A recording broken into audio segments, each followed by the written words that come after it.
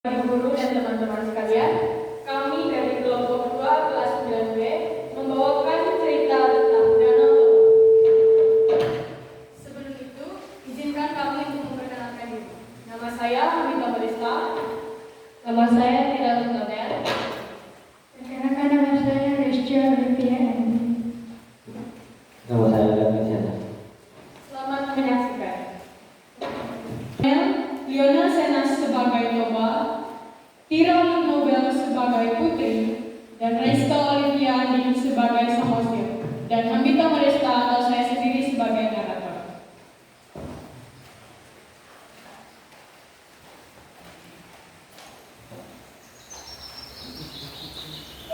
Di suatu pagi yang cerah, hiduplah seorang pria bernama Toba.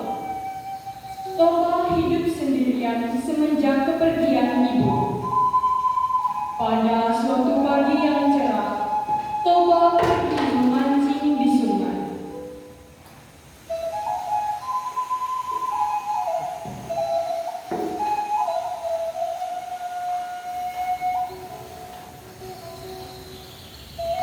Ya Allah, mudah-mudahan hari ini aku mendapatkan yang besar. Beberapa saat setelah kailnya dilemparkan, kail tersebut bergoyang-goyang, dan Toba langsung mengangkat kail tersebut. Terima kasih Allah, Engkau telah memberikanku ikan yang besar. Dan juga ia memiliki sisik yang indah. Setelah itu, Toba pergi membawa ikan tersebut kembali ke rumah. Setibanya di rumah, Toba melihat kayu bakar di rumahnya habis. Toba merasa kecewa dan harus pergi untuk mencari kayu bakar di ladang.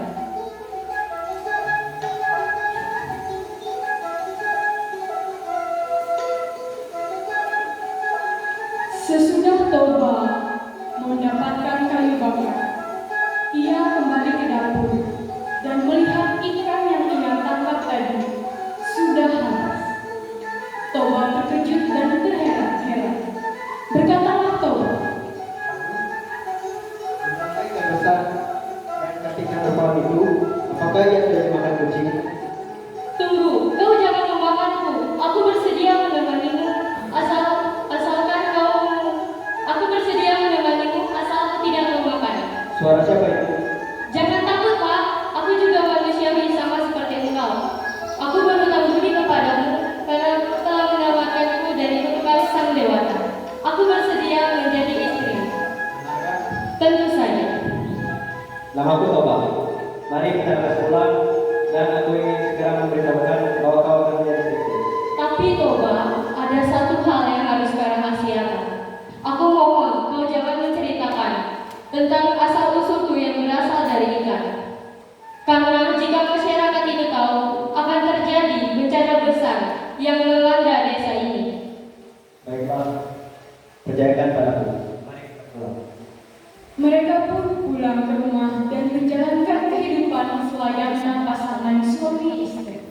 Toba merasa senang dan tentram karena ia dapat mendapatkan pasangan hidup. Setahun kemudian, Toba semakin bahagia karena Putri melahirkan seorang anak perempuan bernama Samosir. Samosir tumbuh menjadi anak yang sehat dan kuat, namun sedikit nakal. Dia terkadang memiliki kebiasaan yang selalu merasa kelaparan dan suka membuat kedua orang tuanya jengkel karena malas membantu kedua orang tuanya untuk bekerja. Suatu ketika, Toba merasa lapar dan berkata kepada ibu, Ibu, mana makanan siang ibu? Tadi sudah kusiapkan di atas meja. Wah, Samosir, kemana makanan tadi? Sudah kemakan ya Bu? Kan saya masih dalam masa perkembangan. Sekarang pun saya masih lapar, tapi ya sudah Bu, saya bermain dulu. Samosir, ibu, kau jangan selalu memanjakan dia. Aku juga lapar dulu. Sabar ya Pak, ingatlah dia buah hati kita satu-satunya. Jadi Jangan, karena hal sepele ini membuatmu menjadi emosi. Ya sudah Bu. Baiklah Bu, baik berikan saya makanan, saya sudah lapar. Tunggulah, aku akan membuatkannya. Toba masih bisa menahan kesabarannya, tetapi kesabaran seseorang pasti punya batasannya. Hingga suatu ketika, Toba tak kuasa menahan amarahnya. Samosir, nak, tolong ibu nak bawakan bekal untuk bapakmu. Kasihan dia sudah menunggu. Ibu saja yang pergi. Ibu sedang memasak, nak. Ibu sedang memasak, Samosir. Cepatlah kau antarkan sebelum bapakmu marah. Ibu menggangguku saja di sini.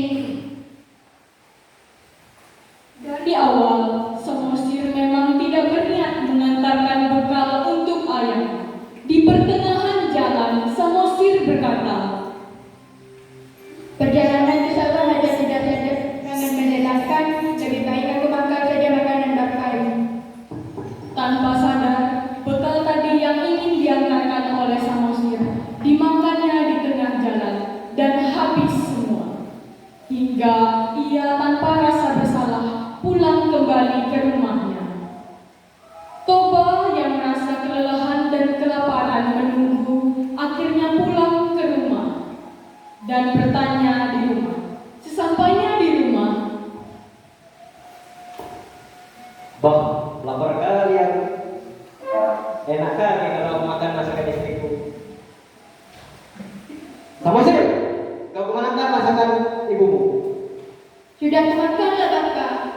Kan ketika sedang mengantarkan makanan ini membuatku sangat rela. Dasar nekat, takut sekali kau.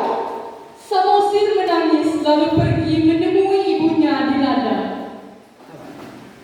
Kamu kenapa menangis, nak?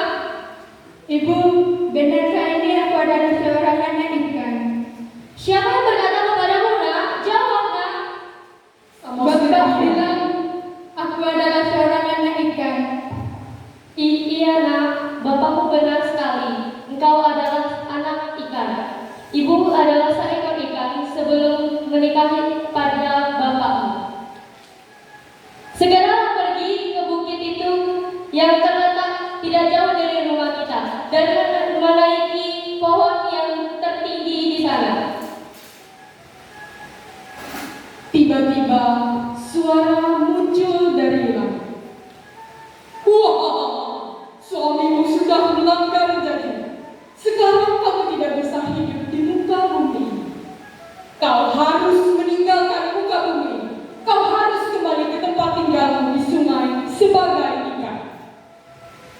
Setelah mendengar suara gaib, seketika itu juga Samosir dan Putri lenyap tanpa jejak dan bekas.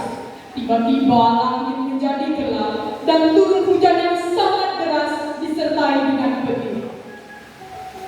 Orang-orang masyarakat di desa itu ketakutan akan bencana yang terjadi. Dan mereka semua begitu panik.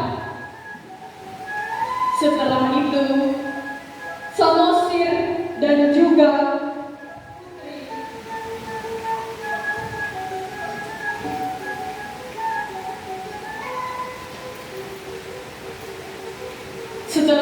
Samosir dan Putri menghilang tanpa jejak. Putri kemudian melompat ke dalam sungai. Ia kembali berubah menjadi seekor ikan. Begitupun Toba, ia tak kuasa menahan dan menyelamatkan dirinya. Ia mati oleh genangan air. Lama-kelamaan, genangan air itu semakin luas dan besar. Dan di kemudian hari, orang-orang menyebutnya sebagai Danau Toba. Dan bagian